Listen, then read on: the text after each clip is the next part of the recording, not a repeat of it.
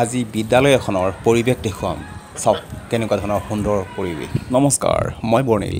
আজি আপোনালোকক এখন বিদ্যালয় দেখুৱাম বিদ্যালয়খনত ইমানেই গছ আছে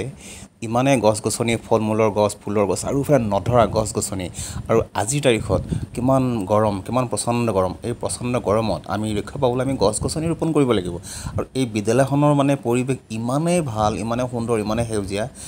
ইমানে গছ-গছনি আছে আপুৰুগীয়া গছ-গছনি আছে এই বিদ্যালয়খন আছে প্ৰাক্তন মুখ্যমন্ত্ৰী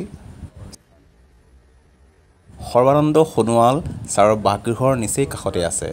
সঁচাকৈ খুবেই এটি সুন্দৰ পৰিৱেশ সজাই পৰাই ৰাখিছে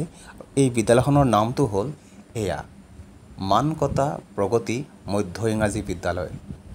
সঁচাকৈ খুব এটা ভাল লগা পৰিৱেশ আৰু আপোনালোকেও গছ ৰোপণ কৰক চাই থাকক এনেকুৱা ধৰণৰ ভিডিঅ'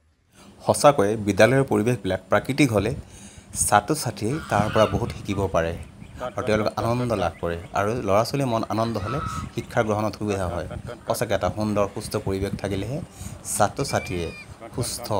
এক শিক্ষা গ্ৰহণ কৰিব পাৰে এই পৰিৱেশ এয়া হ'ল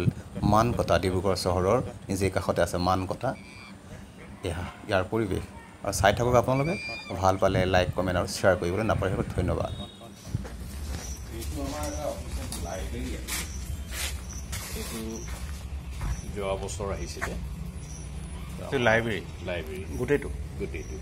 ইয়াতে দুটা পাৰ্ট আছে এই মাজৰ পৰা এইটো হ'ল এটা ক্লাছৰুম এইখিনি হ'ল লাইব্ৰেৰী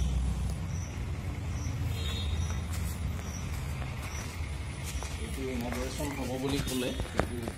ইনগ্ৰেশ্যন কৰা নাই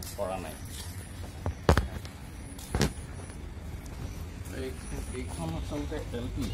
আগতে বেলেগ আছিলে এতিয়া এমালগামেশ্যন হোৱাৰ পৰা এইখন LP